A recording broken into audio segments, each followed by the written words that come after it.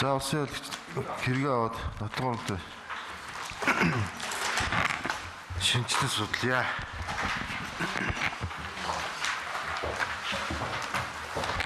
Санал гаргах шүүгч.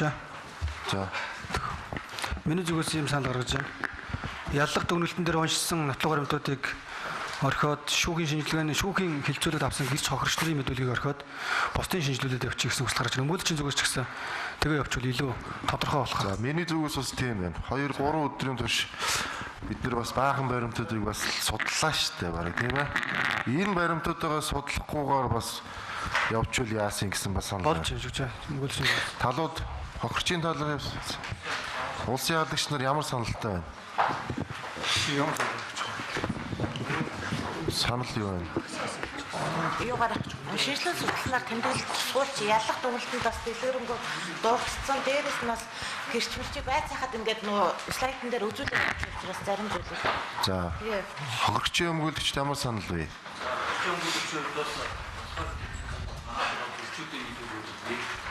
За. Шаардлагатай. За.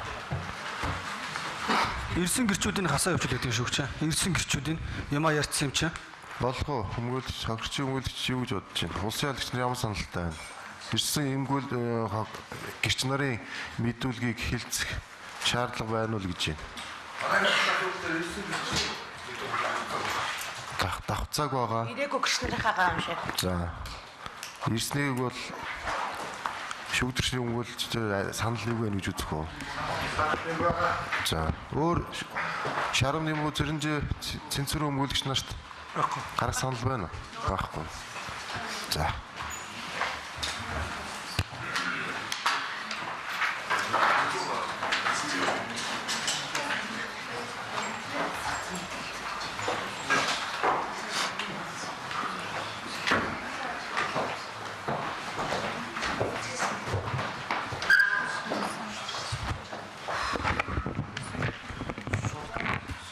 Шүүгчийн нэг санал байна. Нотлох хором шинжилгээ судлуулахдаа зарим нөгөө хүмүүсийн гэрчийн мэдүүлгүүдээс зарим хэсгийг шаардлагатай гэсэн тодорхой хэсгүүдийг шинжилсэн судлуулах хүсэлтэй байгаа. Тийм учраас дундаас нь хайхад цаг хугацаа авах учраас өөрийн бэлдсэн ах тэргээ дурдаад хуудсын талын дурдаад шинжилсэн судлуулалт авч болох уу? Болно. За.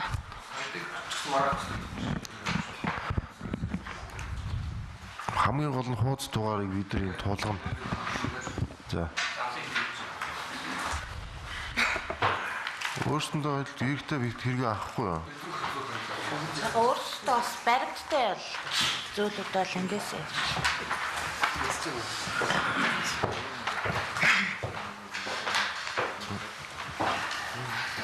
За 38 дахь хавцсны 78-аас 79-р тал стандарт хэмжил зүүн газрын за 2015 оны 5 сарын 4-ний өдрийн 2015 тэг 1 дугаартай улсын байцаагчийн дүгнэлт байна.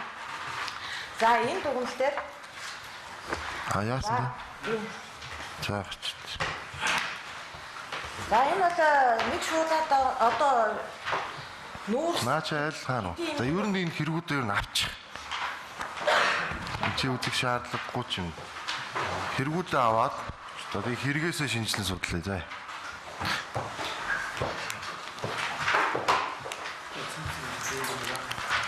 За өмгөөлөгч нар өөрсдөндөө хэрэгтэй хэрэгүүдийн дугааруудыг хэлчихээрэй. Тэгээд энэчээс өгье. Өөрсдөө материал судлах болж байна шүү дээ. Тий. За хэрэгүүдээсээ. за 38 дахь 78-аас доош. Тэмдэглэж байгаа юм шүү. Санаа юм байна.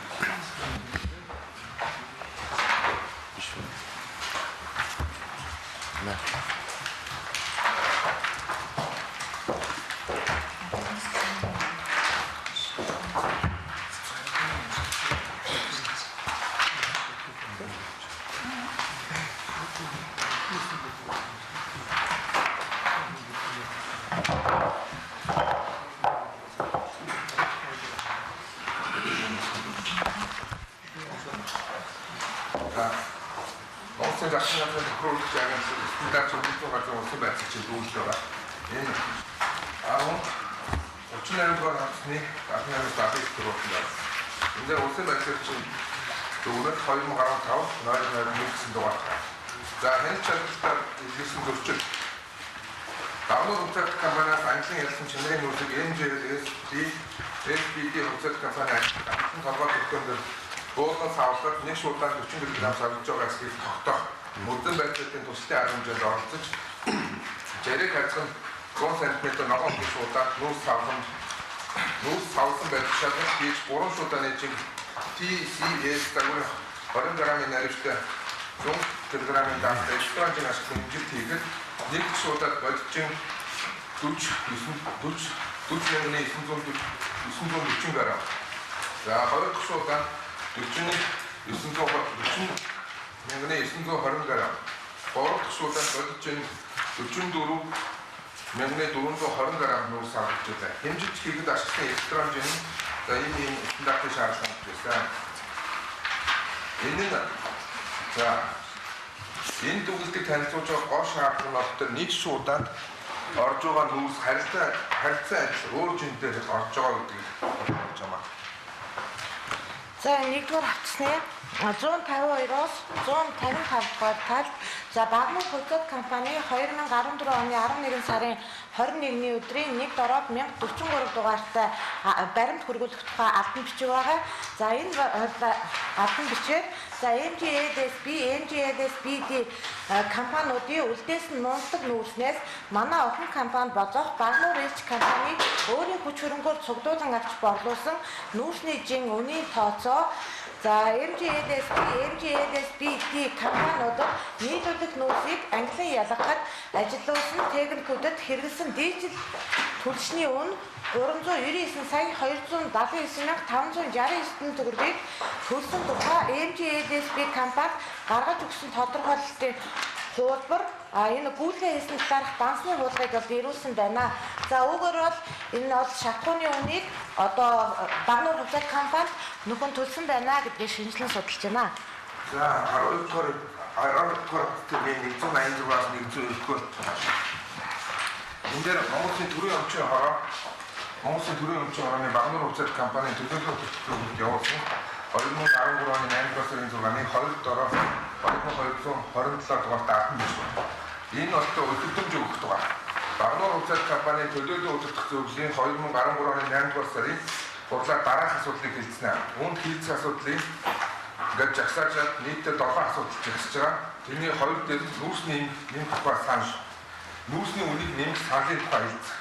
За мөн 2013 оны 180 дугаар 2013 оны 10 дугаар сарын 18-ны өдрийн 1А дороо 2932 дугаартай өдөртөмж өгөх тухай чиглэл. Энэ мөн Багнуур хувьцаат компанийн төлөвлөлт удирдах зөвлөлийн хуралдаан хэлцэх асуудлын жагсаа.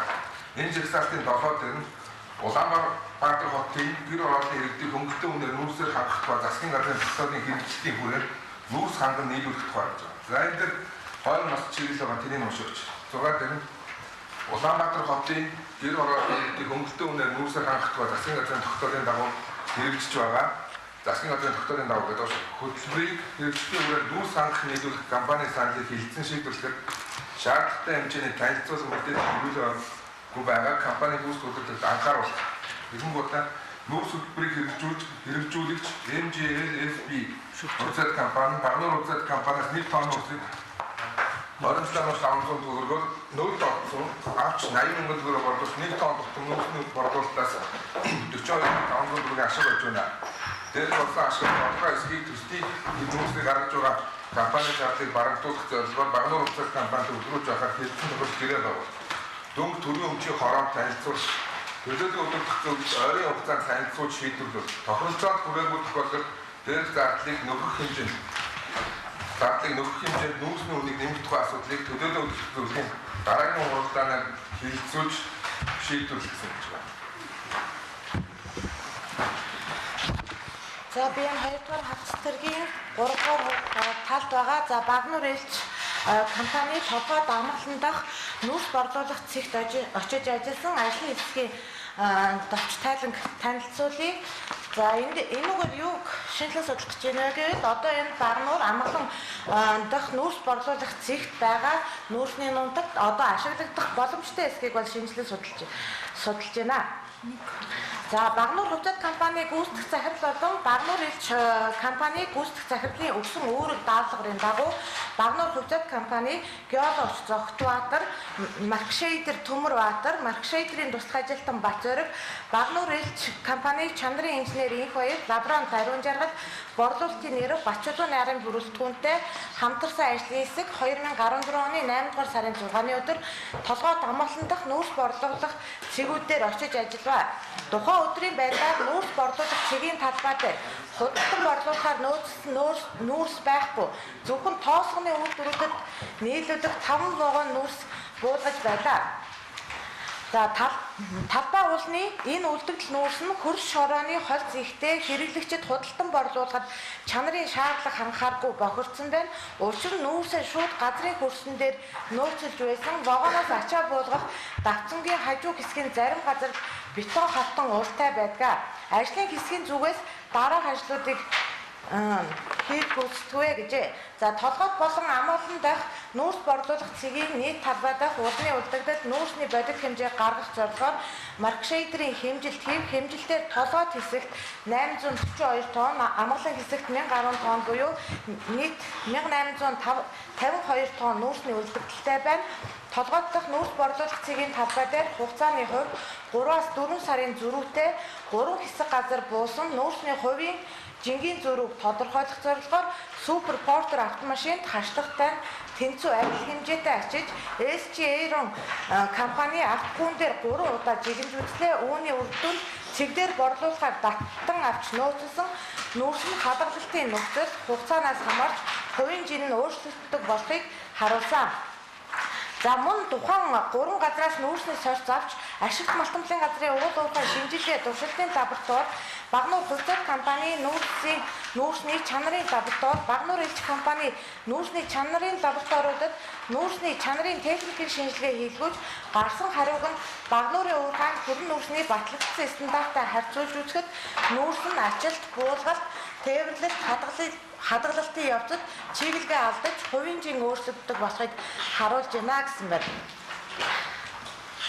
За өшөө энэ дүгнэлтэн дээр Багнуур хувьцат компани болон Багнуур элч компани талаас хамтарсан комисс томилж толгойд болон амгалан дахь нүүрс борлуулах цэгийн нэг талбай дахь уулны хөрс шороо чулуутаа холилсон хэрэглэгчдэд борлуулах боломжгүй чанарын шаардлага хангахгүй өнгөрсөн өвлийн үлдэгдэл уулны 1852 тонн нүүрсийг аагтаж тооцооноос хасах асуудлыг шийдвэрлэх гэсэн юм зөвлөгдсөн байна.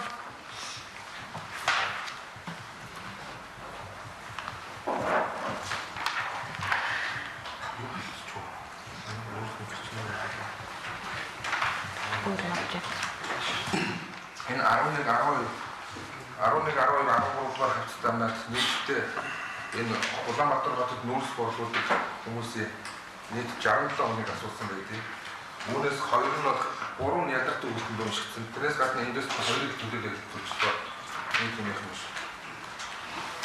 За энэ Арслангийн хүүд авахтай Арслангийн гомболд эрэхтэй бүрээд дээд боловсцоо налах түүний нэгдүгээр оронд орсон суух Улаанбаатар хот за ихтэй юм байна. За би надад түрүү Эрдэнэ уулын дарга Эрдэнэ уулын төлөөлөгчдийн дараагаар 2012 оны 12 сарын 5-ны өдрөөс хойш одоо хүртэл ажиллаж байна. Налах төвд нийтдээ 35 мянган орчим хүн амтай өгөөд эдгээрийн 70 гаруй хүн налахын нүүрсний уурхай түшигтэй амьд аж ахуй авч явах юм аа. Гэтэл энэ налахын нүүрсний уурхайг хааж зогсоох ёсгүй харин зайлшгүй сүлжээ шаардлагатай. Налах төвгийн уурхайч удаадрын хавтуудын шийдвэрийн дагуу уурхай сүлжээх байгаа. За энэ удаа энэ жоохон орчих юм байна. Налахын уурхай нүүрс нь өөрөө эцэг тогтолцоор утаа баг гаргалтаараа Багнуурын уурхайгаа нүүрснээс хайгуу илүү юм байна. Багнуурын нүүрс нь утаа стандартад Монгол айлын зуухан төлөлийн тохиромжгүй байдаг. Олон нийтийн арга төлөвлөсөн налахын 1 тонн нүүрс нь 1 тонн нүүрс нь 200 мянган төгрөг хүнлээ гэж ярьж байна. Энэ бол огт худлаа зүйл юм аа. Харин налахын 1 нүүрс нь 40-50 мянган төгрөгийн хооронд иргэдэд худалдаа хийдэг. Мөн налахын 1 нэг бортон нүүрс нь 2-2.1 тонн ордог ба энэ 150-180 мянган төгрөгөөр Улаанбаатар хотод зарагдаа. Гэвч Багнуурын урхаа 1 тонн нүүрсийг 80 мянган төгрөгөөр зарж байгаа. Үнэндээ 200 мянган төгрөг хүссэн зүйл авахгүй. Надаахан урхаа нүүрснээс илүү үнэт зарж ирсэн тохиолдол байдгүй. Зайн баянжил болоод авсан гэж байна. Хүн баярын баянжил бол австрийн 170 болсон. За энэ мэдээлэлээр 2012 оноос 2013 оны 8 сар үеч 1 тонн үлдээ аж ахуйн нөөцийн үеинд авах нөхцөлөөр 27,500 төгрөгөөр борлогдчихсан. 8-8-аас за энэ нөөцний чинь болчихлоо. 8 сарын 8 өдрөөс 35,750 төгрөг. Үүнээс гадна ангилсан нөөцийг 2012 онд 33,000 төгрөг, 2013 оны 8 сараас эхлэн 43,000 төгрөгөөр иргэдэд зарж байгаа. Мөн цахилгаан станцуудад 2012 онд 22,500, 2013 оны 8 сараас эхлэн 24,500 төгрөгөөр зарж байгаа. Энэ үнд нөөц ороогүй байлаа гэх мэт. Энийг өгчтэй.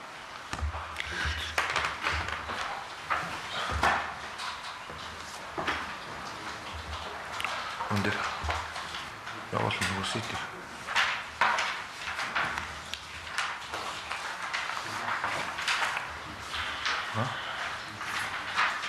энэ сарат. Энэ Изабин хацгийн 30 онд хацгийн ерөөс юугаар тасбага лагч мөн зөвхөн 2015 оны 4 сарын 23-нд хичээл өгсөн мэдүүлгийн зарим хэсгийг шийдсэн судлыг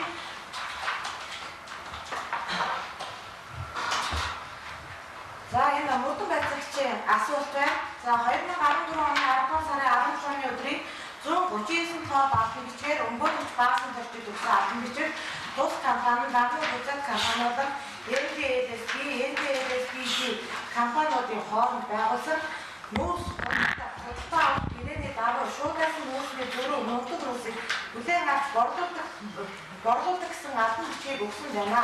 Энэ ямар учиртай албан бичгийг өгсөн бэ гэсэн мөрдөн байцаагчийн асуулт байна.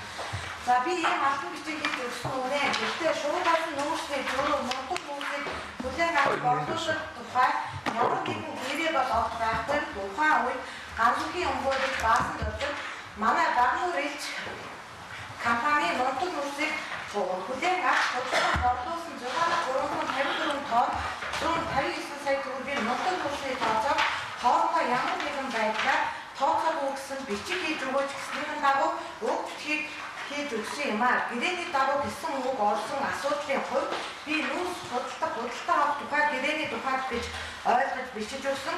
Тэрнээс биш тусдаа шуудасан нүүрсний зөрүү мөнгөд нүүрсийг хэлхийг тухай гэрээ гэж ойлгож болохгүй юм аа. Тийм гэрээч байхгүй юм гэсэн байна. За мөрдөн байцаагчийн асуулт байна. За таны 2014 он болон 2015 онуудад уг нүүрсний жингийн зөрүүнээс үүдэж хэн нэгэн албан тушаалтанд өөрөөр ялцсан нөлөө гэсэн асуудал гарсан уу гэсэн мөрдөн байцаагчийн асуулт. Харин 2014 оны намар ерөнхий сайд асан алтан буяар намайг болон Багнуур бүзэд компани удирдлагуудыг өрөөндөө дуудаж уурсаж ямар учиртай юу болоод байгаа талаар тайлбарлаж байсан. Мөн түүний дараа дахин бас өрөөндөө дуудаж тайлбарлаж байсан. Тухайн үед болсон асуудлыг миний зүгээс үнэн зөвөөр хэлж тайлбарлаж байсан. Харин нэг удаагийн уулзалтын дээр нь ерөнхий сайд алтан буяар ганцхан өмгөөлөгч нарыг хажуудаа байлгаж байгаад бидэнтэй уулзаад тэднэрийг гарахаас өмнө өмгөөлөгч нарт хандаж та нар эднээс асуух зүйл байна уу гэсэн зүйлүүдийг асууж байсан боловч биднээс нэг их зүйлийг асуугаагүй гаргасан юм аа. Тэгээд удалгүй хэд хоногийн дараа өмгөөлөгч баасан болж надаас дээр албан бичгийг авсан юм аа гэсэн ийм мэдүүлгийг өгсөн байна. За энэ мэдүүлгээр би өнөөдөр энэ слайдээр харуулад байсан. За өмгөөлөгч баасан болж өгсөн одоо мөнх чуулганы албан тоотой холбогдуулж энэ мэдүүлгийг шинжилгээ судалж байгаа маа.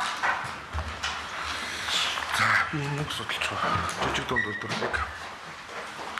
За энэ 2-р хатлагийн 110 дугаар утас. Энэ улсын төсвөөс жижиг дунд үйлдвэрлэлийг хөгжүүлэх чиглэлээр хуваарлсан хөрөнгөөр Ус нутгийн чанартай үйлдвэрүүдийг дэмжих ажлын байр нэмэгдүүлэх Эсэргүүцэж байна шүүгчээ. Саналаа хэлж байгаа. эрчимжүүлэлт төслийг сонгон шилжүүлэх комиссийн Саналаа хэлж байна. Энэ дээр нөгөө энэ дээр яагаад тэгэхээр ингэж л юм л да. Жижиг дунд үйлдвэрлэлтэй холбоотой асуудлаа энэ прокурор зүгээр хэрэгсэхгүй болгоцсон байхгүй юу? Уул нь энэ ялж байгаа яллах дүгнэлтэндээ би энийг тогтоох гэдэг юм аа гэдэг ингээ явуул зүгээр л дээ. Жижиг дунд үйлдвэрлэлтэй холбоотой юм хэрэгсэхгүй болгочоод энүүгээрээ буцаагаад яллах гэдэг юм уу? Нэг баахан мөнгө төгрөг авсан өгсөн баримт гэдэг. Тэрийг үйлдэлийг хэрэгсэхгүй болгочоод Одоо санал тэрийг ингээ уншаад өгч юу? Яг ялдаг дүнэлтэрч байна. Энэ болохоор за юу байгаа штэ. Энэ нөгөө жижиг дунд үйлдвэрлэлийн сангаас 1.5 тэрбум төгрөгийн зээл шийдвэрлүүлсэн асуудал байгаа. Энэ маань тусдаа бол гэмт хэргийн бүрэлдэхүүнгүй харин одоо ганц үхий албан тушаалын байдлаа ургуулж байгаа үйлдэлийг нь давхар нотлогдож байгаа шинжилгээ судлыг гэж байгаа. За юу гараа? За хөдөлмөрийн сайдын 2012 оны 8 сарын 31-ний өдрийн 13 дугаар тушаалын дагуу ус нутгийн чанартай үйлдвэрүүдийг дэмжих ажлын байр нэмэгдүүлэх төслийг сонгон шилжүүлэх зорилгоор төсөл сонгон шилжүүлэх комиссийн бүрэлдэхүүн хүргэсэн байна. 2012 оны 10 сарын 31-ний өдөр болсон байна. Энэ хуралдаанд хөдөлмөрийн яамны төрийн нарийн бичгийн дараа ганц цэцэг бат за ингээд анхны тушаалуудыг нэрлэж Баттүршин Батмуг Автомолон гэдэг нийтдээ 9 хүн орсон гэдэг хөдөлмөрийн яамнаас. Тэгээд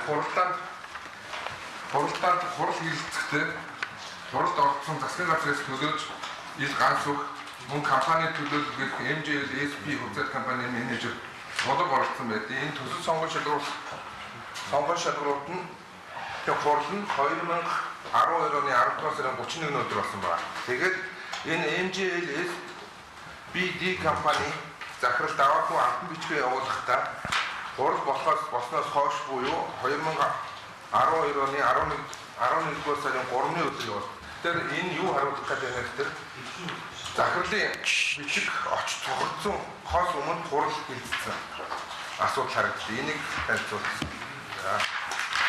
Энэ хурлаар жижиг дунд үйлдвэрлэлийн сангаас мөнгө шийдвэрлсэн байдаг. Энэ шийдвэрлэж байгаа асуудал нь засгийн газраас хөдөлгөөн багцлагдсан гарааг байхад засгийн газраас мөнгө гараад байгаа гэсэн харуулсан. За наадхаас ч би дахиад үзүүл. Хоёрдугаар авсан.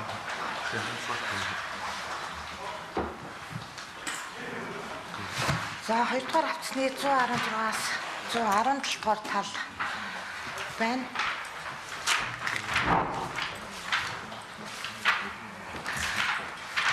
За энэ хоёрдугаар хавц сэргийн 116-аас 117 дугаар тал байна. За Монгол Улсын засгийн газрын хэрэг эрхлэх газрыг 2012 оны 10 дугаар сарын 31-ний өдрийн Х310 дугаартай албан бичиг байгаа. За үндэсний хөрөнгө оруулалтын банкнд гэж байгаа санал хөрвүүлэх тухай гэсэн ийм албан бичиг байгаа. За энэ ерөнхий сайдын ахлах зөвлөх банк гэсэн ийм албан бичиг байгаа. За би энэ албан бичгийг уншия. За шинжилгээний засгийн газар иргэдийн гар дээр очиж байгаа 1 тонн нүүрсний унд 200 мянган төгрөг хүрсэнтэй холбогдуулан 1 тонн нүүрсний үнийг 80 мянган төгрөг багтаан иргэдэд хүргэх зорилгоор хөтөлбөрийг хэрэгжүүлж байна. Улаанбаатар хотод гэр хорооллын нийт 180 мянган үйл байгаагаас 30% цэвэр агаар сангийн нийлүүлсэн 100 хэрэглэснээр нүүрсний хэрэглээ багассан эсвэл төлөх нүүрсээ өөрийн зардлаар зөөсөн гэж тооцвол нийт 6 сарын хугацаанд 126 мянган өрхийг нүүрсээр хангах шаардлагатай болно. Энэ ажилд Барнуурын нүүрсний уурхай Улаанбаатар төмөр зам нийслэл дүүрэг MJLSB компаниуд хамтран 2012 оны 11 сарын 7-ноос 2013 оны 5 дугаар сарын 7-ны хооронд нийслэлийн 126 мянган өрх бүрт 2.6 тонн нүүрсийг тэгш хүртэхэд зорин ажиллаж байна. 126 мянган өрх хоногт дунджаар 14 кг нүүрс хэрэглэдэг гэж тооцвол нийт Улаанбаатар хотын хэмжээ 1764 тонн нүүрс хоногт 52,920 тонн нүүрсийг сард хэрэглэнэ гэж. За нэг жоохон товчлжээ. За энэ хөтөлбөрийн эхний санхүүжилтөнд зориулж яаралтай 1.5 тэрбум төгрөг шаардлагатай байгаа хөтөлбөрийн яамны жижиг дунд үйлдвэрлэлийг хөгжүүлэх сангаас зээлжүүлэхээр шийдвэрлээ. Ийм бизнесийг төрхөн шуурхай олгон өгч нийслэлийн ард иргэдэд хялбар болгох энэхүү ажил хамтран ажиллахыг байдлыг та бүхнээс хүсэж байна гэсэн ерөнхий сайдын ахлах зөвлөх анх гэсэн ийм албан бичиг байна. За энэтэй холбогдуулаад за гэрч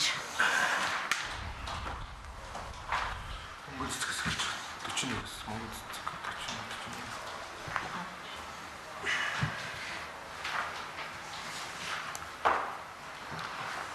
За үүнтэй холбогдуулаад за хөтөлбөрийн яамны жижиг дунд үйлдвэрийг хөгжүүлэх сангийн зээл төслийн хэлтсийн дарга ажилтай мөнгөн цэцгийн мэдүүлгийн зарим хэсгээс сонсгоё.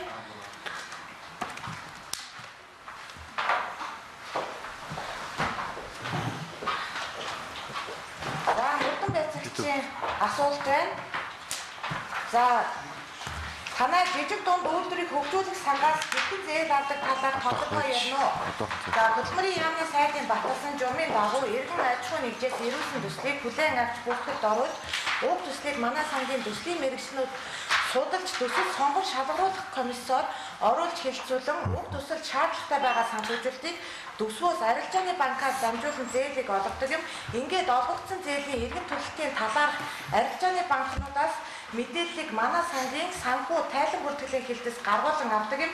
Мөн манай хэлтсэн төсөл дэмжигдсэн дэмжигдээгүй гэсэн судалгаанууд бол бүгд байгаа юмаа гэсэн мэдүүлэг байна. Нөгөө нь ажлын хэлбэрт орчихвол. За энэ мөрдөн байцаагчийн энэ асуултанд танай жижиг дунд үйлдвэрлэлийг дэмжих санд MGLSB компани нүүрс хөтөлбөртэй холбоотой төслийг 2012 оны 11 сарны 20-ны өдөр ирүүлж уг төсөл нь танай сангийн захирал Батөвшин танд зохиолт хийн та уг албан бичигт од гарагт судлах гэсэн зохиолт хийсэн байна. Энэ талаараа ярина уу гэсэн байна. Тийм байна. Холбогдох баримтыг үзэхэд миний болоод манай сангийн захирал Батөвшингийн надад зогсон зохиолт миний од гарагт хийсэн зохиолтын дээрх гарын үсэг байна. Миний ойлгосноор уг нүүрстэй холбоотой төсөл нь уг албан бичгийг ирэхээс өмнө төсөл сонгон шалгаруулалтын комиссийн орж хэлэлцэгдсэн юм байлээ. Уг хурланд би өөрөө оролцоогүй болохоор сайн хэлж мэдэхгүй байна гэсэн ийм мэдүүлэг байгаа. Тэгэхээр энэ уг төсөл энэ хурлаар оролцсны дараа төсөл бол уг газарт ирж ирснийг бол энүүгээр нотолж байна. За хөтөлбөрийн яамны харьяа хөтөлбөрийн эрхлэлтийн үйлчилгээний төвийн захирал ажилтай гэрч чанарын мэдүүлгийн зарим хэсгээс уншия. За би уг комиссийн хамгийн анхны хурал болоод оролцсон бөгөөд уг харалтаанаар ганц зэрэг төрийн нарийн бичгийн дарга эхлээд уг комиссийн журмыг танилцуулсан. Харин дараад нь нэг компани төслийг сонгон шалгаруулалт болж шалгаруулалт явагдсан бөгөөд уг төслийг ерөнхий сайдын ахлах зөвлөх ганц их болон нэг залуугийн хамтаар хуралд оролцсон бөгөөд тэр залуу нь төсөл бичиж байгаа компанийн менежер гэж байсан. Тэр компани төсөл хямд үнээр нүүрсийг худалдаж аваад шууд хямд үнээр иргэдэд нийлүүлэн гэсэн төсөл байсан юм а. Уг төслийг дэлгэцэн дээр бидэнд танилцуулсан бөгөөд тухайн үед бидэнд ямар нэгэн төслийн баримт бичиг өгч байсныг санахгүй байна. Зөвхөн бидэнд дэлгэцэн дээр танилцуулж байсныг санаж байна. За би анх удаа комиссд орж байгаа учраас тэр хүмүүсийг сайн танихгүй байсан. Тэгээд бидэнд тэр комиссийн хурлаар ерөнхий сайдын ахлах зөвлөх ганц үг компани залуугийн хамтаар дэлгэцэн дээр төслөө танилцуулж байсан бөгөөд би тухайн үедээ төслийн материалыг ингэж л танилцуулдаг юм байна гэж ойлгосон юм а гэж мэдүүлсэн байна.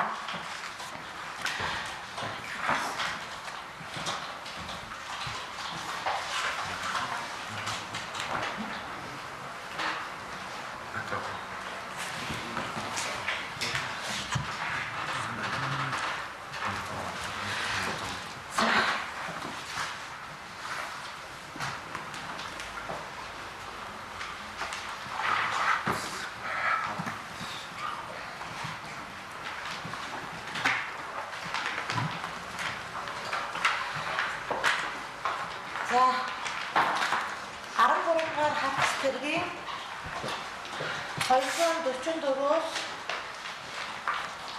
46-аар хуудсанд байгаа нүүрс худалдаа авах. За энэ гэрээг бол нэг талаас Монгол Улсын хувь нийлүүлсэн Улаанбаатар төмөр зам нийгэмлэгийг төлөөлж даргын үүрэг гүйцэтгэгч Сэрэндорч нөгөө талаас MGLSB компаниг төлөөлж гүйцэтгэх захирал Даваагүй нар ийм байгуулсан байна. За энэ гэрээний 3-2 за гэрээний хугацаанд худалдагч нь худалдан авалчид Багнуурын уурхайн талбай дээрээс нүүрсийг нийлүүлэх бөгөөд Бэлэг улсад үйлдвэрлэсэн нов маркийн шигшүүрийн машинаар шигсэн 1 тонн нүүрсийг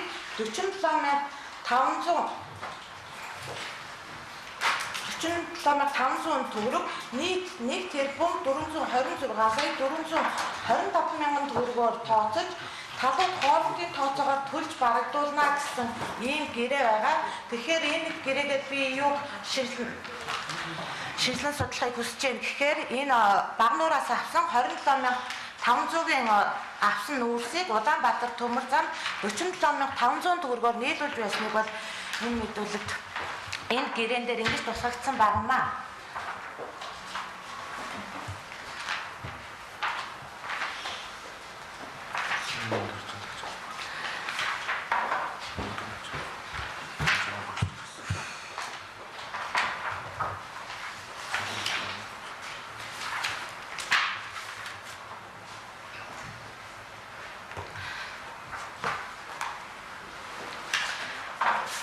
За мөн 13 дугаар хавтасны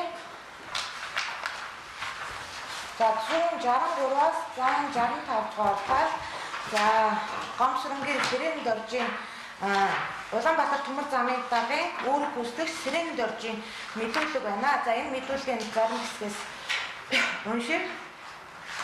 За та 2012 оны 11-р сарын 16-ны өдрийн NGLSP компанитай ТТ12 дорог ТЭП 37 дугаартай гэрээг байгуулсан уу гэсэн мөрдөн байцаагч асуултанд уг гэрээг би байгуулаагүй нүүрс тээвэрлэх гэрээ байсан учраас тээврээр хариулсан дараа жигжид нэмээд хариуцуулсан. Уг гэрээг байгуулсан учир нь ерөнхий сайд асууя манай зам тээврийн сайд ганцхан дуудсан баг тэгээ зам тээврийн сайд ганцхан миний бие болон жигжид нэмээ зам тээврийн амны хүмүүсийн хамтаар ерөнхий сайдтай уулзах гэж очсон. Ерөнхий сайдтай уулзахад туслах ганцхан болон өөр хүмүүс байсан гэсэн ийм мэдүүлгийг өгсөн байна. За мөн 13 дугаар хавтас түгэн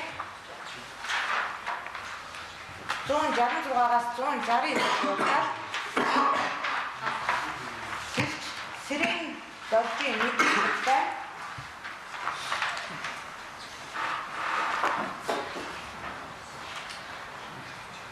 за төмөр замын даргын үүрэг гүйцэтгэгч Сэрэнд орж надаа ерөнхий сайд дуудаж байна. Хоёулаа хамт явъя гэж хэлсэн. Тэр үед би Улаанбаатар төмөр замын тээвэр эрхэлсэн ордогч дараагаар ажиллаж байсан учраас хамт явсан. Тэгээд төрийн ордонд очиж ерөнхий сайдын өрөөнд ороход ерөнхий сайд өөрөө зөвхөн ганц үг нар байсан. Тэгээд ерөнхий сайд бид нар хандаж Улаанбаатар хотод хэмт нүүрс нийлүүлэлээр болсон. Тийм учраас уг нүүрсийг Багнуур уурхаагаас тээвэрлэх хэрэгтэй байна. Улаанбаатар төмөр замаар тээвэрлэж энэ ажлыг дэмжиж ажил бид нар хоног 10-аас 15 байгаа нүүрс тээвэрлэх болно гэсэн үүргийг өгсөн гэсэн мэдүүлэг байна. За уг ажлыг хийж дуусгаад ерөнхий сайдын зөвлөх ганц үхэд 2-3 удаа ажлын талаар илтгэж байсан. Тэгээд зарим асуудлын талаар Эрдэнэ булган гих залуутай харьцдаг байсан гэсэн ийм мэдүүлэг байна.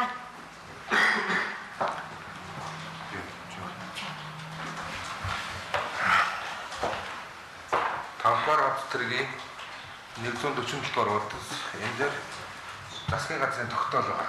2012 оны 12 сарын 22-ны өдөр дугаар 204 дугаартай хөрөнгө гаргалтгаа. Энэ Монгол Эрдэнэ сайд автоуйг сангийн сайд дулаан. Энэ нөгөө шинжлэлийн засгийн газрын зорилт төлбөрийн хүрээнд иргэдийн хэн түнтэй нүүрсээр хангах зорилгоор Улаанбаатар хотын гэр оролтын айл бүрдийн хэрэгцээнд Багнуурын нүүрсний ухаагаас нүүрс нийлүүлэх ажлыг үргэлжлүүлэх, мөн сүүлийн цахилгаан эрчим хүчний дагуу ихэнх гарч байгаатай холбогдуулан 2012-13 оны үйл ажиллагааны үед үйл ажиллагаанд иргэд аж ахуйн нэгж байгууллагын түвш эрчим хүчээр хасдаггүй хангах хэрэгцээ болохоор хэрэгжүүлэх төсөл арга хэмжээ 1 тэрбум төгрөгийг засгийн газрын нөөцлөнгөөс гаргахыг сангийн сайн дулаан зөвшөөрсөн байна. Энэ албан бичгийн ноттой засгийн газрын нөөцлөнгөөс мөнгө авах NGLS PD компанид олгож байгаа албан бичиг байна. За дараах нь 104 дараахан туризм. Сайхан. Чина. Энд тэжгээр авсан ч гэдэг. 5 дугаар хэсгийн 120.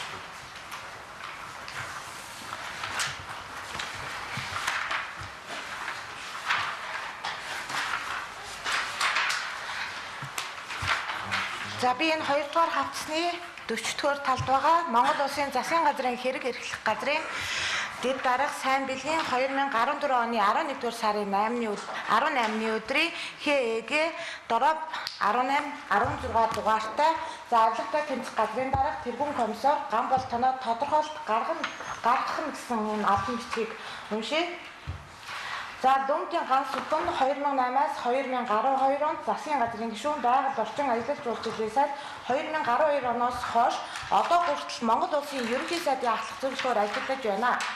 Ганц сүхэн Монгол Улсын ерөнхий сайдын ахлах зөвлөхийн хувьд бодлого тодорхойлох үйл ажиллагаанд дэмжлэг үзүүлэн үр бүтээлтэй ажиллаж ирсэн төдийг хамт олонны дунд нэр хүндтэй ажилдаа хариуцлагатай, чадварлаг, дурслагатай боловсон хүчин билээ гэд за ганц бүхэн өөрийн эрхлэх асуудлын хүрээнд Монгол Улсын засгийн газраас хэрэгжүүлсэн нүүрс хөтөлбөрийг бодлогын удирдлагаар хангаж ажилласан бөгөөд улс төрийн албан тушаалтны хувьд засгийн газрын хэрэг эрхлэх газарт харьяалагдаж боловсон хүчин санхүү хөрөнгө зарцуулах асуудлаар шийдвэр гаргах гарын үсэг зурж баталгаажуулах зэрэг эрхийг эдлэхгүй албан тушаалтан болно гэсэн ийм албан тоот байгаа.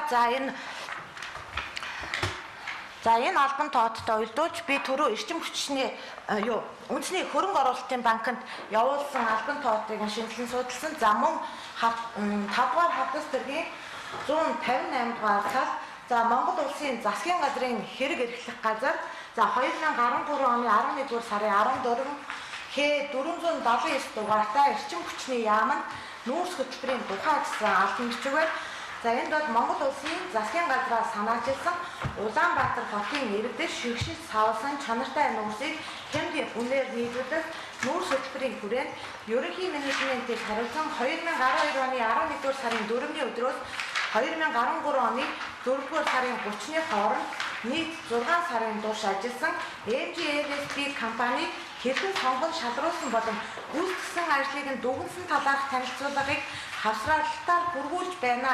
Хавсралт 2 дуудас ерөнхий сайдын ахлах зөвлөгөөг ганц үг гэсэн ийм албан бичиг хүргүүлж байсан тоот байна. Зураг.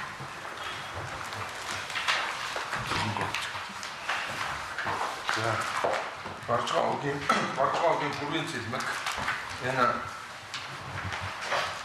цэлмэг Улаанбаатар улсны байнаас асуух эрчим хүчний яамны санхүү хөрөнгө оруулалтын газрын мэргэжилтэн ажилтаа гэсэн. За ингээд яваад танай яамнаас мөнгө гаргуулгын авахд ямар бүр тогтоомжийн хүрээнд ямар баримтын үндэстэн гаргадаг талаар ярина гэдэг. Манай яамд тухайн жил төсөв суугдсан төсвийн хөрөнгийг төсвийн тухай хууль болон төрийн сангийн төлбөр тооцоо их журмын дагуу тухайн аж ахуйн нэгжилт хийсэн ажлын гүйцэтгэлийг бүрдүүлэн авч холбогдох материалыг тэнэж үлдсэн үндсэн дээр би 2 дугаар гарын үсэг 1 дугаар гарын үсгийг төрийн нарийн бүхний дарга зур баталгаажуулж аж ахуйн нэгжилт шийдлээ. Манай эрчим хүчний яамны 2013 оны 9 сарын 24-ний өдрийг 700 сая төгрөг ямар тогтоох шийдвэрийг үндэслэж MGLSB хувьцаат компанид олгосон бэ? Би төлбөрийн даатгалыг гарын үсэг болж өг мөнгөийг шилжүүлсэн үнэ. Тухайн үед компани захирал даваагүй ерөнхий нэгэн бодол мөнгөнтэй гэсэн 2 хүн манай яам дээр ирээд засгийн газрын нөөц сангаас манай компани санхүүжилт олгохоор болсон бөгөөд уг санхүүжилт нь сангийн яамнаас ирэх нэгдээд ороод ирсэн дээр надад анхуулсан. Тэгтэн тэр 2 хүн засгийн газрын 2012 оны 204 тооцохдоо мөн 854 сая төгрөгийн нэхэмжлэлт гэсэн 2 бичиг баримтаа орж ирж байсан. Тэгээд би тухайн санхүү хөрөнгө оруулалтын газрын ахмад сандуужиг танилцуулсан. Тэр сандуужуудаар төрийн нарийн бичгийн дарга дэлгэх тооцоолсон. Тэр хүмүүс над дээр ирээд тэр өдрөө бодож орж ирээгүй 2 хоногийн дараа даваахан мөнгөнтэй хойно банктай байгуулсан зээлийн гэрээ багын хувьцаат компанитай холбоотой гэрээ багааны татаа авалтын гэрээ нүүрс хөтөлбөрийн тайлан гэсэн хэдэн холбоор баримтуудыг авч ирж надад өгсөн. Тэгээд тэр өдөр буюу 2013 оны 9 сарын 24-ний өдөр төрийн нарийн бичгийн дарга дэлгэх сандууж орлогч дарга надад үүрэг өгч 700 сая төгрөгийг тухайн компани таасан шийдвэрлэсэн. Уг 854 сая төгрөгийг засгийн газрын тогтоолд уг компани нэрийг бичээгүй зөвхөн 1 тэрбум төгрөгийн хөрөнгийг гаргах хэрэгтэй гэж дуудсан байсан.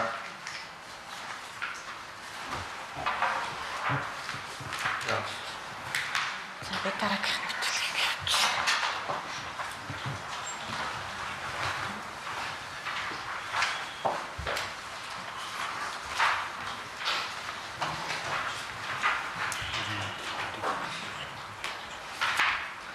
За энэ 6 дугаар хавц цэргийн 123 дугаар талд за сангийн яамны төрийн сангийн газар ахлах мэрэгжилтэн за отхон жаргалын гэрчээр мэдүүлсэн мэдүүлэг байна.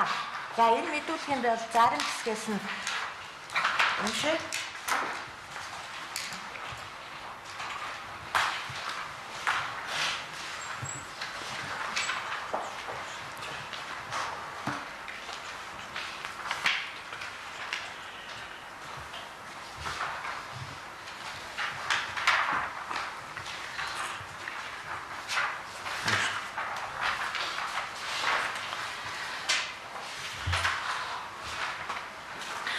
За засгийн газрын тусгай зориултын сангийн тухай хуулийн заасны дагуу бол хариулах яамд холбогдох асуудлаа засгийн газрын хуралдаанаар танилцуулаад тэндээс засгийн газрын тогтоол гарсан байх ёстой юм. Тэгээд уг засгийн газрын тогтоол гарсны дараа холбогдох санхүүжилтийн эрхээ нээлгэн авахын тулд тухайн яамны ерөнхийлөн захирагчийн хувьд сангийн яамд санхүүжилтийн эрх нээхийг хүссэн албан бичиг холбогдох гүйцэтгэх материалуудыг явуулсан байх ёстой юм а.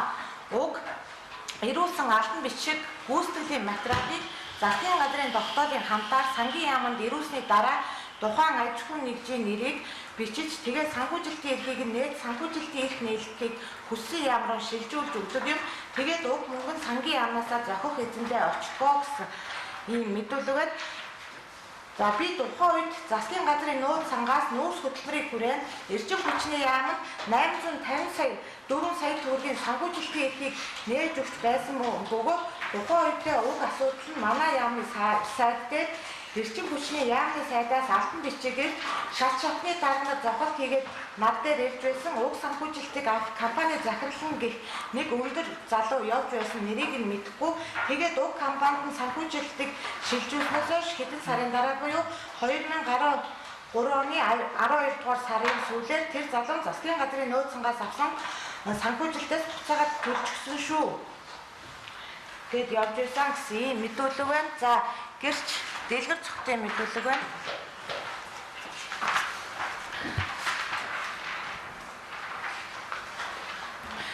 За энэ зарим хэсгээс нь уншия. Уг компаниг би анхандаа ахлах зөвлөх ганц үхэн ажил хэргийн уулзалтаар ярьж хэлж байсан болохоор бүх зүйл нь ном журмынхаа дагуу явагдаж байгаа байх гэж бодож байсан. Гэтэл уг компани санхүүжилт олгох болоход уг компаниг ямар ч тендер шалгаруулалтгүйгээр шалгуулсан байна гэдгийг мэдсэн бөгөөд энэ талаар ахлах зөвлөх ганц үхэл албан бичгээр манай яамд танилцуулга ирүүлсэн байдаг. Энэ нь санхүүжилт олгох эрх бүхий шийдвэр биш юм. Харин сангийн яамнаас засгийн газрын 204-р тогтоолыг үндэслээд санхүүжилт нь ороод ирэхээр нь би санхүүжилтийг шилжүүлсэн. Тухайн үед ганцх надад уг санхүүжилтийг яаралтай шилжүүлчих гэсэн зүйл ярьж байсан гэсэн юм мэдүүлэг байна. За уг компани захирал гэх хүмүүсийг огт танихгүй уулзаагүй бөгөөд миний санахаар ерөнхий сайдын ахлах зөвлөх ганц үг нь над руу уцаар яриад уг компани нүүрс нийлүүлэх төлөвлөгөөг танаар батлуулах шаардлагатай байгаа. Та батлаад өгөөч гэж хэлэхээр нь би уг төлөвлөгөөг баталж өгсөн юм а. Тэрнээс биш би багнуур хугацаатай багнуур компанитай гэрээ байгуулсан эсэхийг нь мэдэхгүй байсан гэсэн мэдүүлгүүд байгаа.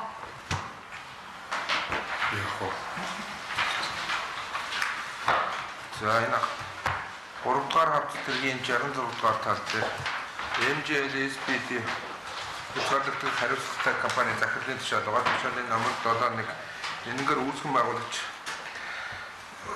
Эрдэнэ уулганыг 2012 оны 11-р сарын 1-ний өдөр MJLSP компани гүйцэтгэх захирлаар томилсваа гэсэн тушаал байна. Мөн хавц цэргийн 67 дугаар хуудсанд MJLSP компани захирал Скватрын тушаал байгаа. Энэ тушаал дээр 1-р гарын үсгт зураг хэрхийг Эрдэнэ уулган 2-р гарын үсгт хэрхийг ерөнхий нэгтгэн бодлогт Бацангалын мөнгөтэй компани 2-р гарын үсгт зураг хэрхийг 2012 оны 11-р сарын 2-ны өдөр тус ойлгосон тушаал байна. Энэ тушаал танилцуулж байгаа нь татвар тайлагнах эрх бүхий албан тушаалтан гэдэг утгаар танилцуулж байгаа. Энэ үлээ.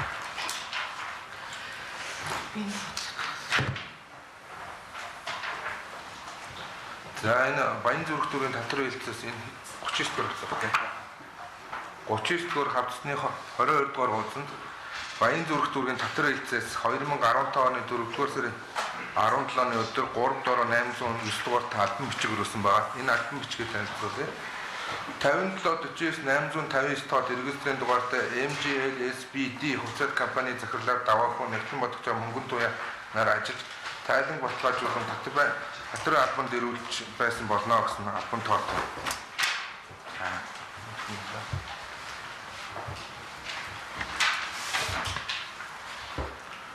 Хуулийн бодлого.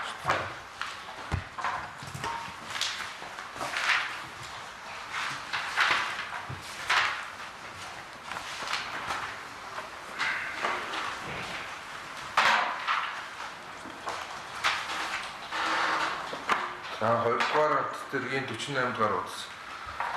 Тэр 2012 оны 8 дугаар сарын 13-ны өдрийн 169 дугаартай Монгол Улсын засгийн газрын хэрэглэх газрын тушаал байна.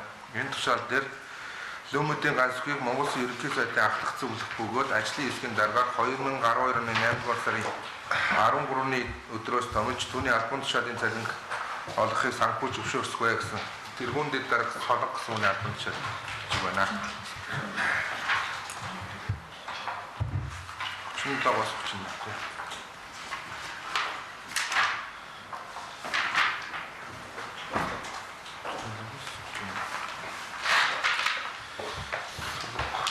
Солонг ялах төвшөнд тогтсон байна.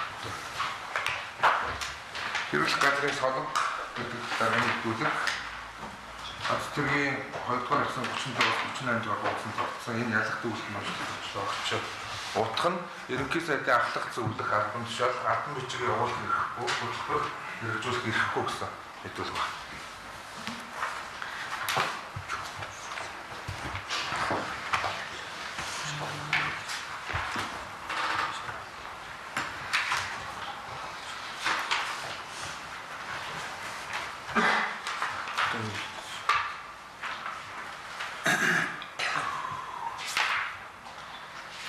За 32 дугаар хавцларгийн 125 дугаар талд за ундрах гэж хүний мэдүүллийн зарим хэсгээс уншиг.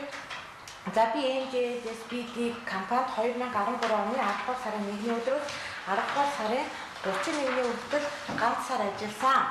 За цалингаа ямар хэлбэрээр сард хэдэн удаа хэдэн төгрөг авдаг байсан бэ гэсэн талаар ярина уу гэсэн мөрдөн байцаагчийн асуултад сард 2 удаа буюу 15 хоног тутамд 450,000 төгрөгөөр цалингаа авдаг байсан. Нийт 900,000 төгрөгийг цалинтай ажиллаж байсан. За мөрдөн байцаагчийн асуулт танд MGLSBD компани борлуулалтын цэгүүдийн за борлуулагчийн цалингийн хүснэгтээр бодож олгосон цалин 870,968 төгрөг бодогдсон байна. Энэ цалинг авсан уу гэсэн мөрдөн байцаагчийн асуултанд за 2013 оны 10 дугаар сард нийт 870,968 төгрөгийн цалин авч байсан. Харин MGLSBD компани 2013 оны 4-р улирлын тайлбарлсан орлогын дүнгээр надад 2,700,000 төгрөгийн цалин өгсөн гэж тайлбарлсныг мэдэхгүй. Гэтэл миний хувьд 2013 оны 10 дугаар сард ажилласан тайлбарлсан дүнгээр мөнгө авч байгаагүй гэсэн ийм мэдүүлэг байна.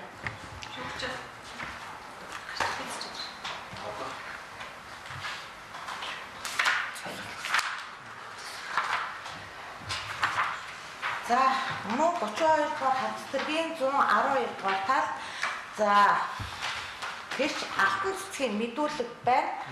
За энд мөрдөн байцааг за энэ танд MGLSBD компани борлуулалтын цэгүүдийн борлуулагчингийн цалингийн хүсэгтээр 2013 оны 10, 11, 12 дугаар саруудад бодож олгосон цалин нийт 2,670,968 төгрөг байна. Энэ цалинг авсан уу гэсэн мөрдөн байцаагчийн асуултанд за хариулт 2013 оны 10, 11, 12 дугаар сард нийт 2 сая 607,968 төгрөгийн цалин авч байсан. За харин MGLSBD компани 2013 оны 4-р удирлын тайлбарсан орлогын дүнгээр надад 2 сая 700,000 төгрөгийн цалин өгсөн гэж тайлбарласыг мэдэхгүй байна гэсэн ийм мэдүүлэг байна. За би төлөөдөд 2 хүний мэдүүлгийг уншлаа. Энэ тэгэхээр бас хувь хүний тооцоо ихснээр хүмүүс өдөр болгон одоо цалин өгч ийсэн гэж заримт бүрдүүлж ирснийг би нотлох зорилгоор энийг уншиж байна.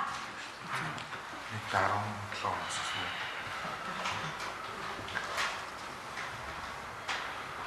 За,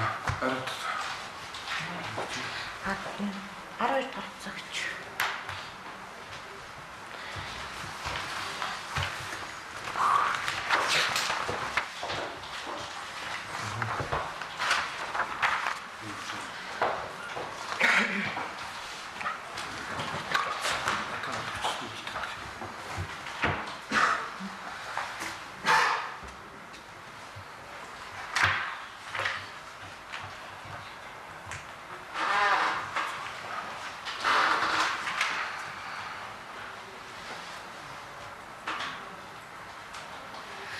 За өнөө шүүх хуралдаанд за энэ гэрч жигжид оролцох учраас би жигждийн 2013 оны 12 дугаар сарын 2-ны өдрийн жигждийн мэдээлэл уншия.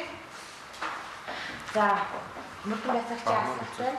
За Багнуур Хувьцаат компани нүүрсийг худалдаалах хүнийг хаанаас хэрхэн тогтоодог талаар ярина уу? Багнуур Хувьцаат компаниас дулааны захиргаан станцуудад нийлүүлэх нүүрсний үн хашийг эрчим хүчний зохицуулах хорооноос тогтоож өгдөг. Харин Багнуурын уурхайн жижиглэнгийн болон бөөгөр худалдах нүүрсний үнийг Багнуур Хувьцаат компани саналыг үндэслэн Багнуур компани төлөөлөн удирдах зүйл гаргасан саналыг төрийн өмчийн хороонд төлөөлөн удирдах зүйл явуулдаг юм а.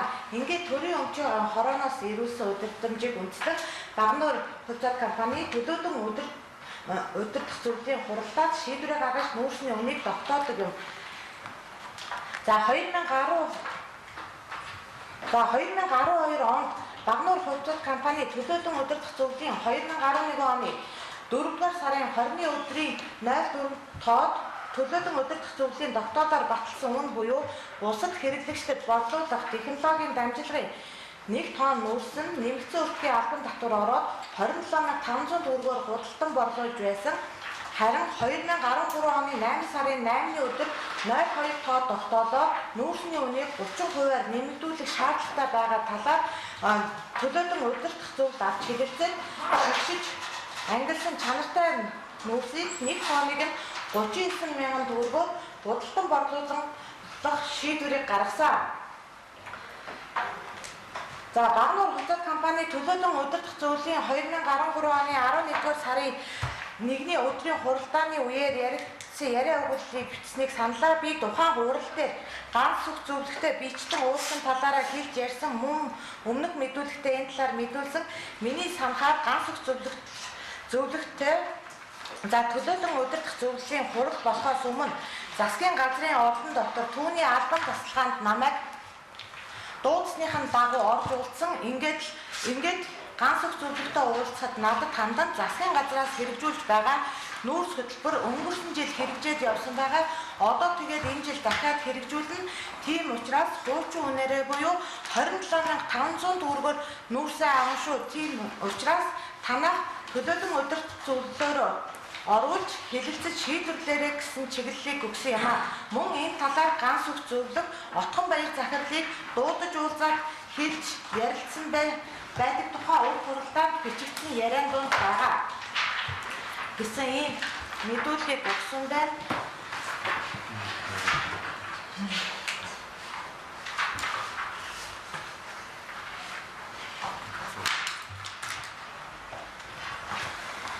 За 12 дугаар хагасны 201-р тал гэрч одон билийн мэдүүлэг байна. За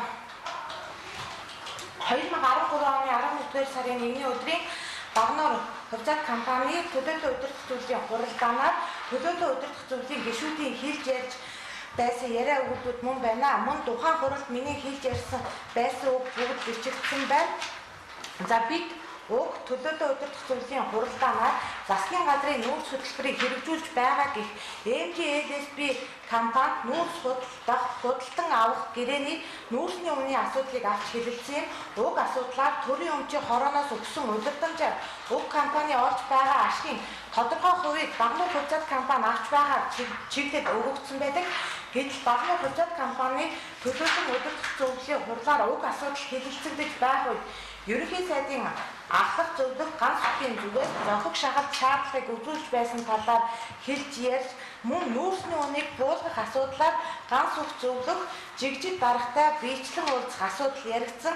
Мөн ганц бүх зөвлөхийн зүгээс нүүрсний үнийг өмнөх онд байгуулсан үнээрээ худалдах талаар Отгон баяр захиралтай хүртэл ордон дотор муудалцсан гэдэг зүйлс яригдсан байсан юм а. Тэгээд уг компани нүүрсний үнийн асуудлыг шийдвэрлэхгүй бол болохгүй юм байна гэд нүүрсний үнийг 27,500 төгрөг болгож 2013 оны 11-р сарын 1-ний өдрийн тогтоол гаргахаар болсон юм а гэсэн ийм мэдүүлгийг өгсөн байна. За энэ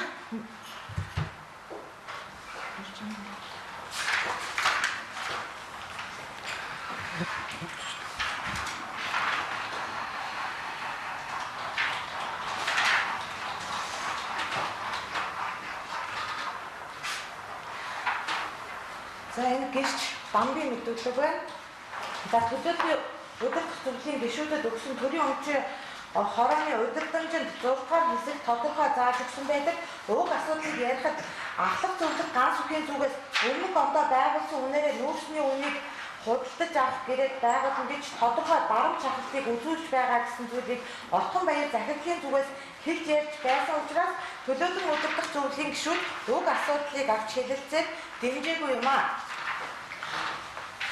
За төлөөтэй удирдах зөвлөлийн хурал болохоос өмнө Багнуур Хурцад компани гүйцэтгэх захирал Отгон баярын зүгээс уг компанитай нүүрс худалдаа авах гэрээ байгуулаагүй байгаа гэсэн зүйлийг ярьж хэлж байсан. Гэхдээ гэрээний төслөө гаргаад бэлдсэн байсан. Тэгээд төлөөтэй удирдах зөвлөлийн хурлаар нүүрсний үнийн асуудлыг шийдвэрлсэний дараагаар гэрээ байгуулна гэж ярьж байсан. Төлөөтэй удирдах зөвлөлөөс нүүрсний үнийг тогтоож өгөөгүй учраас хуучин үнээр гэрээ байгуулах боломжтой байсан гэсэн ийм мэдүүлэг байна. За энэ дээрх мэдүүлгээр бол энэ төлөөтэй удирдах зөвлөлийн хуралдаанаар нүүрсний үн бол нэмэгдсэнтэй холбоотой энэ одоо ганц хүн зүгээс нүүрсний үнийг бол буулгачаа гэсний дагуу төлөөтэй удирдах зөвлөл бол хуралдаж энэ 2013 оны 11-р сарын 1-ний өдрийг бол тогтоолыг бол гаргасан талаарх шинжилэн судлаа.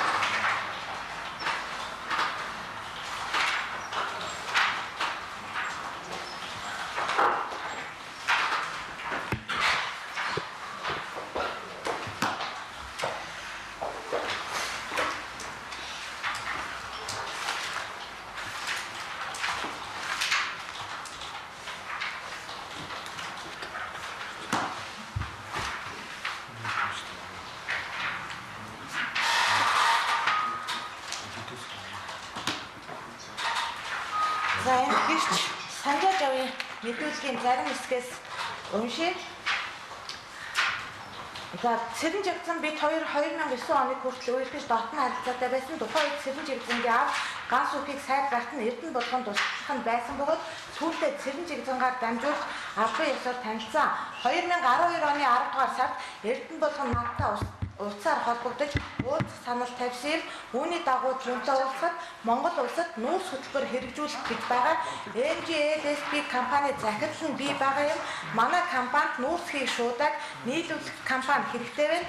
Чи өөрийн компаниудаараа дамжуулж шуудаа нийлүүлээч гэсэн санал тавьсан гэсэн ийм мэдүүлэг байгаа. За би энэ мэдүүлгээр мөн энэ нүүрсхийн хөтөлбөрт одоо түүний одоо охинтой найз одоо санжааж явна өөрийнхөө компаниуд дамжуулан одоо шуудааг нь нийлүүлж бас энэ үйл ажиллагаанд хамтран оролцож исэн гэдгийг бол нотлох зорилгоор бас эндээ шинжилэн судлаа.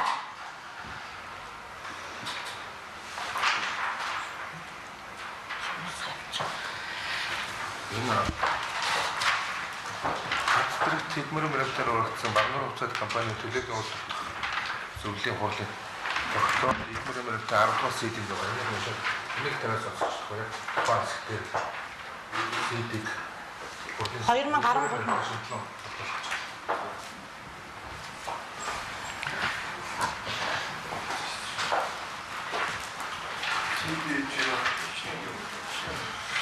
энэ шилдэг Гол энэ уншиж болдгоо юм уу? тий аудит дөө. Нийтдээ 30 минут байсан. Тэгтээ тэндээс хэсэгчлээ. яг энэ хурлаар бол 7 асуудал Тэгвэл нөгөө протоколыг уншиж өчүүлдэг юм уу? Нөгөө цаас хэлбэрээсээ. Протоколын уншдаг бүр их болчиход байгаа. Протокол нь бүр их болчиход байгаа. Харин хэсэгчлээ уншихгүй тэгвэл амар шүү дээ. бид нар санал Сонссон дээр. сонсгосноос дээр Тэгвэл одоо тэгээ бүх сэдэл үзэгдэж шүү дээ. Эмоц гэдэг бүгд гарч байгаа. 2013 оны 11 сарын 1-ний өдрийн юм байна. Нэл ажиллахгүй байна. Аудит энэ нэгээс 7 асуудал хэлцээ. Тэгээ биднээс хажууд тавьж үзсэн. Хавтэржсэн юм.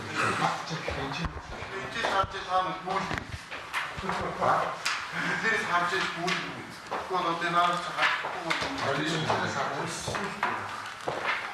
Сонсгосон дээр. за 2 цаг 8 минутын дээрс болов. Энэ хэрэгтэй ямар хэрэгтэй? Завсрал. Завсрал.